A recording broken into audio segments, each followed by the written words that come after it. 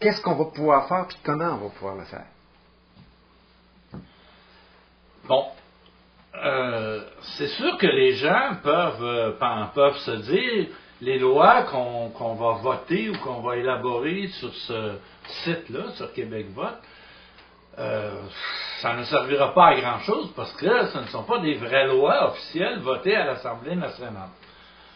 Oui, c'est sûr, mais le site, selon nous, aura une très grande utilité et efficacité.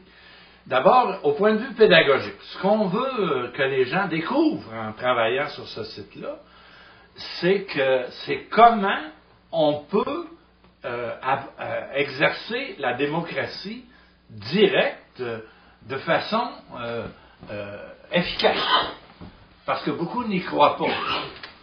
Alors, ça, c'est un premier point. Et qu'est-ce que ça exige et comment apprendre, en d'autres mots, à faire la démocratie avec tous les moyens dont on dispose aujourd'hui. Ça, c'est l'aspect pédagogique. C'est déjà beaucoup parce que actuellement, on n'a plus aucune idée de la démocratie. Comme la démocratie officielle va mal, les gens s'en foutent, les gens font à leur tête, chacun fait chacun pour soi, et finalement, on est en train de perdre le sens de la vie collective, de la responsabilité du bien commun. Le deuxième aspect, c'est l'aspect politique. C'est que, en faisant ça, on va se trouver à élaborer de plus en plus un nouveau programme politique, une nouvelle plateforme politique, beaucoup plus décentralisée, qui vient beaucoup plus des gens, donc avec des lois qu'on ne verra jamais apparaître à l'Assemblée nationale, mais qui intéressent vraiment les gens concernés. On va voir apparaître un nouveau programme politique, un nouveau discours politique, beaucoup plus collé sur la réalité des gens, des communautés, des territoires, de la vie réelle de tout le monde.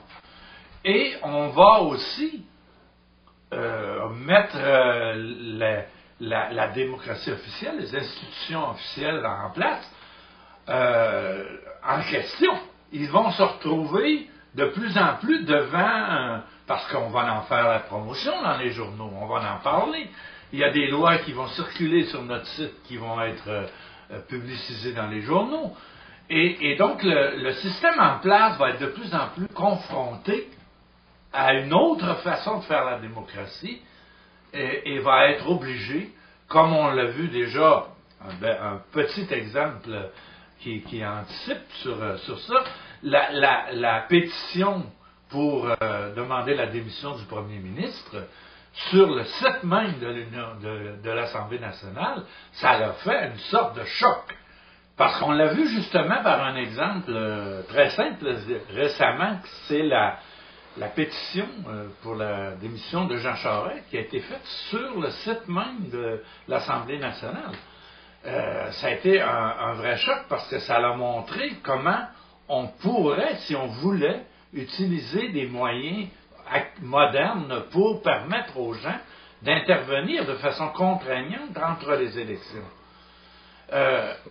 On peut penser aussi que plusieurs des lois qui vont être élaborées sur Québec Vote pourraient être proposées par leurs auteurs à des vrais députés, pour que ces députés les présentent directement à l'Assemblée nationale. Donc, il va y avoir forcément, si beaucoup de gens s'intéressent à notre site, et si le travail qui y est fait est représentatif et de qualité, il va y avoir toutes sortes d'interférences entre notre République citoyenne et la démocratie officielle, les institutions officielles, et c'est comme ça qu'on infiltre et qu'on arrive à métamorphoser de vieilles institutions.